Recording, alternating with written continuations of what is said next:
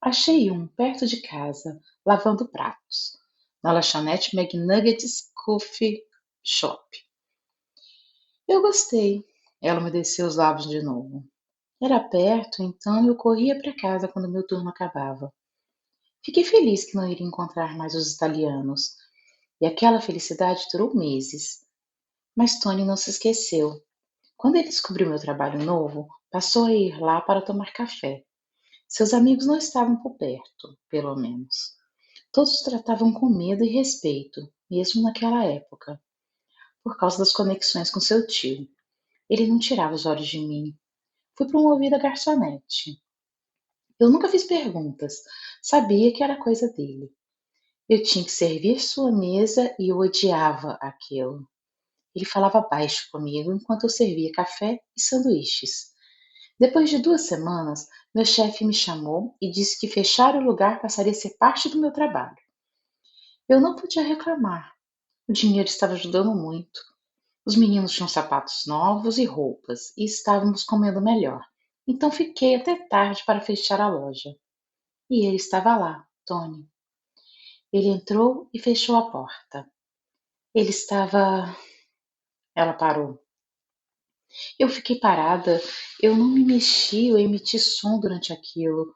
Ele não era violento, tipo. Ele não me batia, mas não importa. Tornou-se rotina. Ele ia parar lá todos os dias na hora do fechamento. Eu só chorava quando ele saía. Então ele é o cara. Sim, ele é seu pai. Ela suspirou. Charlie enfiou outro cigarro na boca. Então, como todos os seus amigos, ele tinha um pai filho da puta. Senti o corpo quente, a testa suada, o estômago embrulhado. Nunca tinha olhado para a mãe com qualquer coisa além de respeito e amor.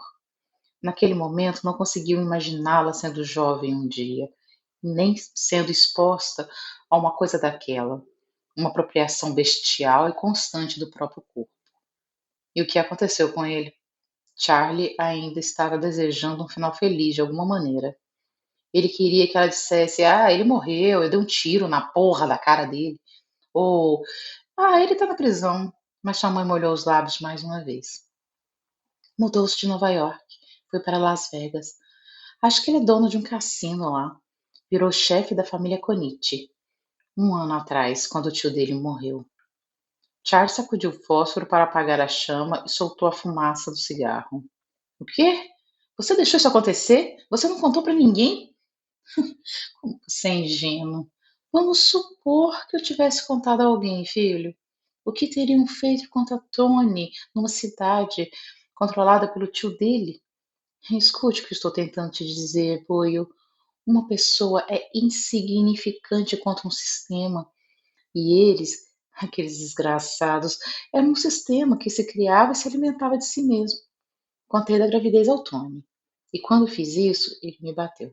Bateu muito, Charlie. Hoje, quando penso naquilo, sei que não era raiva que ele sentia por eu ter engravidado. Era medo que o tio descobrisse que ele estava com uma irlandesa. Acho que tinha medo de perder, seja lá o que ganhara controlando aquelas ruas. Então eu fugi. Não tinha outra opção. Vim para Chicago, onde uma tia me acolheu. Você nasceu e eu. Ela sorriu. Charlie não entendia como a mãe não chorava falando naquilo. Como a desgraçada era durona. Mas ele não se iludia, conhecia Lori e sabia que ela só mostraria fraqueza contra o travesseiro no meio da noite e não para o filho. A tristeza, de fato, estava nadando naqueles olhos verdes e já havia se acostumado a ela. A mãe colocou a mão sobre a dele. O importante é que você nasceu e a dor passou, filho. E você fez com que eu me envergonhasse de ter pensado tanto no suicídio e, sim, na agulha de tricô que tiraria você de dentro de mim. Confesso meus pensamentos horríveis agora, com a esperança de que me perdoe por eles.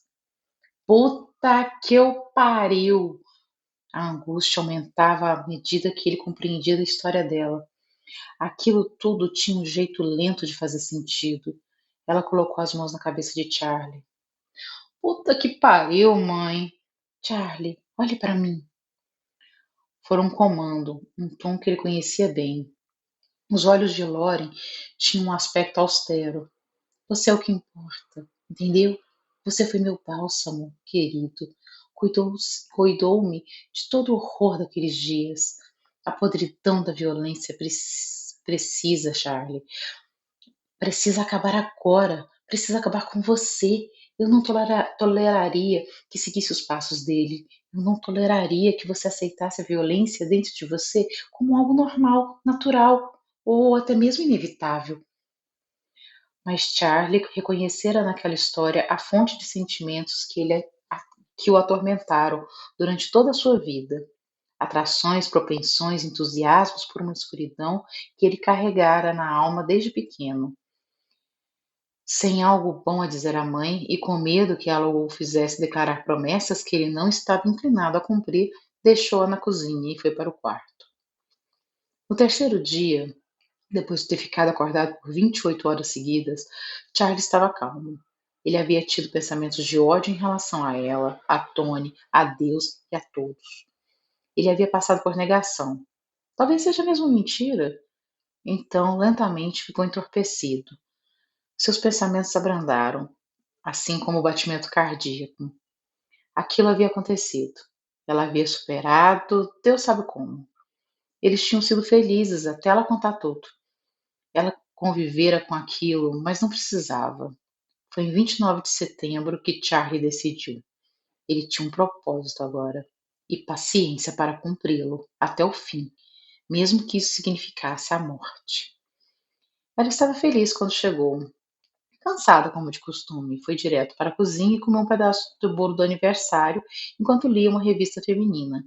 Quando ele entrou, ela olhou para cima. Pensei que estava dormindo. Está com fome? Ele fez seu caminho lentamente para a mesa e sentou-se. Um pouco. Estudou-a. Sobrou comida de ontem. Tenho uma coisa para você. Ela entregou-lhe um pedaço de papel duro. Ele viu que era uma passagem de avião. Para Iowa. O que é? Um cliente meu. Ela sorriu docemente. Ele tem uma empresa em Iowa. Eles aceitam estagiários. O negócio é que você vá, trabalhe lá, estude à noite.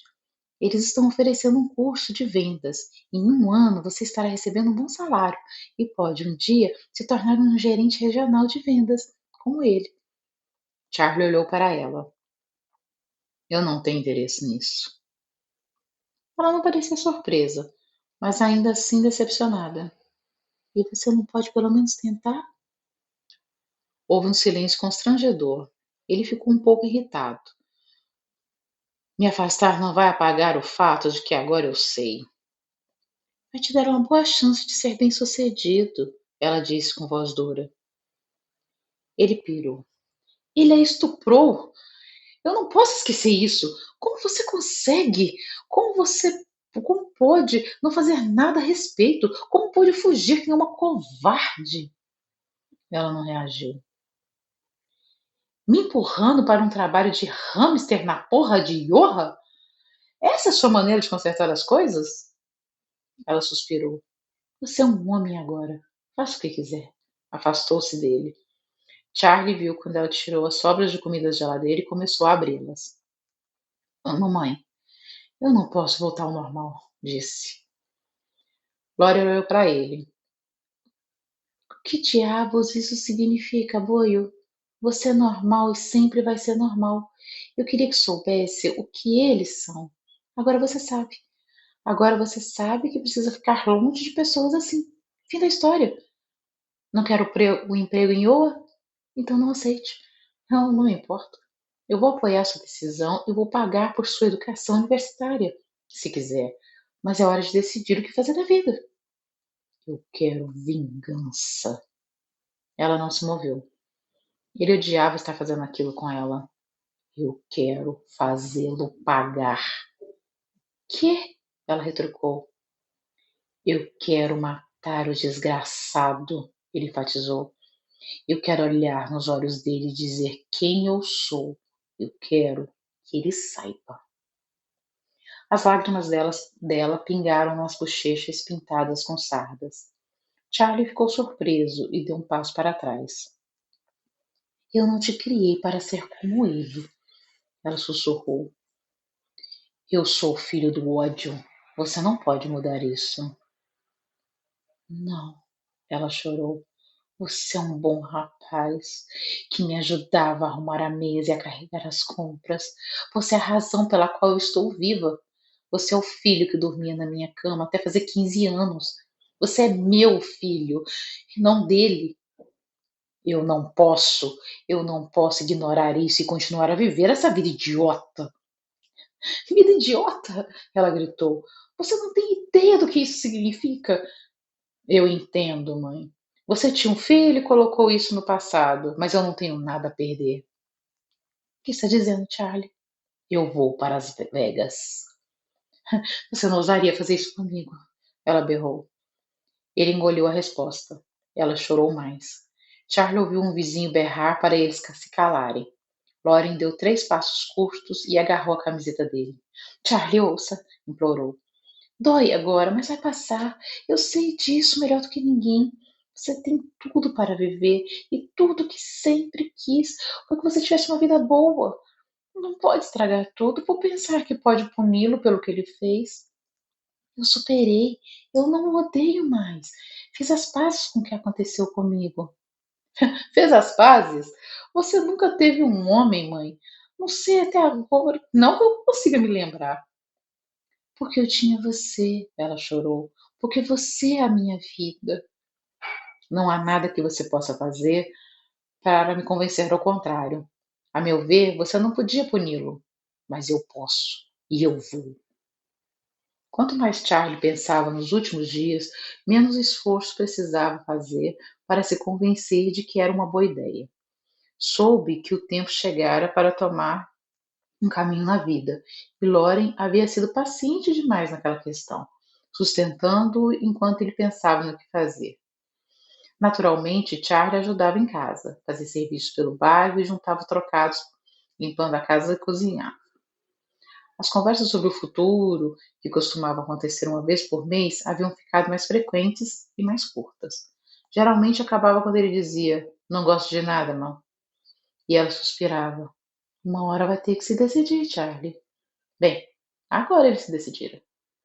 Era difícil para ele imaginar as coisas que ela relatara, muito provavelmente porque receava imaginá-las. Olhava para a mãe e não conseguia acrescentar aquele fato ao conjunto de atributos que lhe dava, a mulher que ele conhecia tão bem. Lembrou-se da coleção de enciclopédias que ela colecionara para ajudar a igreja, comprando cada exemplar religiosamente todas as semanas e juntando-os numa fila arrumada na prateleira da sala. Charlie sempre folheava os tomos de capa vermelha em couro quando tinha tempo para matar, e seu volume preferido era o que tinha o esqueleto do corpo humano. Várias folhas de plástico precediam a figura em questão, cada uma com uma camada. A primeira tinha órgãos vitais, a segunda, outros órgãos. Então a terceira acrescentava um mapa de veias e artérias, a outra, músculos, e por fim, a pele e os olhos. Ele adorava brincar com sobreposições de ilustrações. Com Lauren agora era aquilo. Ele a via como sempre fora, mas não conseguia acrescentar uma camada nova, a de vítima de violência. Uma coisa era inegável. Desde que ouvira aquela história dos lábios da mãe, ele sentia ódio. E ódio sem rosto, sem ter onde ser descontado. Parece apenas alimentar-se de si mesmo e crescer como uma doença. Então Charlie pegara o ônibus até a biblioteca e sentara-se em frente ao projetor, procurando jornais até encontrar Tony. Quando viu o rosto de Antonio Conici pela primeira vez, viu um homem que nem parecia real. Posava para uma foto preta e branca com outros homens, que a legenda identificou como Tio Vitório e outros gangsters. Tony não pareceu alguém que habitava o mundo e a realidade de Charlie, e sim uma figura histórica ou uma personagem. Tinha a impressão que, se procurasse, nunca o encontraria. A própria existência de Tony tinha uma qualidade etérea, mas a ideia não o deixou em paz. Roía seus pés à noite, seguia-o pela casa, chamava seu nome quando ele estava pegando no sono. Abriu uma revista de turismo que mantinha no banheiro para esconder as revistas de mulheres nuas que tinha certeza que Lauren já tinha visto, mas ignorava, e folheou até encontrar foto de Las Vegas. Hotéis e cassinos, luzes, shows, tigres, fontes, dados e roletas. Imaginou-se num lugar daqueles e sorriu. Seria tão bom ir para um lugar quente. Seria tão bom sair daquelas ruas feias, daquela cidade de concreto e muros pichados e daquele bairro cheio de gangues. E a raiva, a raiva do filho da puta. É, Charles, pensou deitado, fitando o teto do quarto. Imagina poder dar aquele merda o que ele merece, a sensação maravilhosa de poder vingá-la. A cada hora que passava, a ideia se solidificava. Ele contou a grana de suas economias, uma mistura do dinheiro que sobrava dos trabalhos de pintar muros, consertar chuveiros e tirar a neve com pá, e com parte das gorjetas de Lore. O plano havia sido comprar um carro quando fizesse 18. Colocou tudo num caderno, fez as contas e chegou à conclusão de que conseguiria sobreviver em Las Vegas, num bairro péssimo, no menor apartamento do mundo, por 4 meses. Depois disso, só com um emprego. Saber cozinhar ajudava, porque ele não precisaria gastar dinheiro em restaurantes e lanchonetes. Quase tudo serviria para pagar moradia.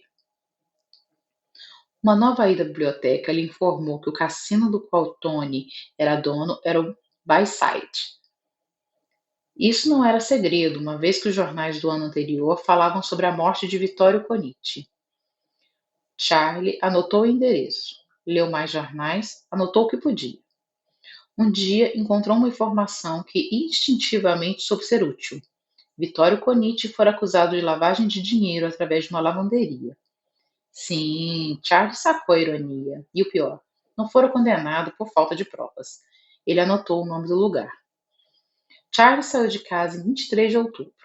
No ônibus teve a sensação de que tudo se encaixava. Durante toda a sua vida sentia-se como se estivesse à procura de pistas, que o levaria ao seu destino. Sempre tivera a sensação de que estava esperando a vida começar. Agora estava aqui. Sentia que fazia sentido. Tinha finalmente um propósito. Agora ele tinha um plano. Iria para Vegas. Encontraria uma forma de infiltrar-se. Aproximaria-se do desgraçado. Então colocaria uma bala no peito dele. A despedida da mãe fora dolorosa. Tudo que conseguira foi um abraço apertado, soluços e uma visão das costas dela, enquanto ia a passos apressados até o quarto. Mas precisava fazer aquilo. Sabia que, como todas as mães, um dia ela o perdoaria. Ele estava olhando para fora da janela e sorrindo.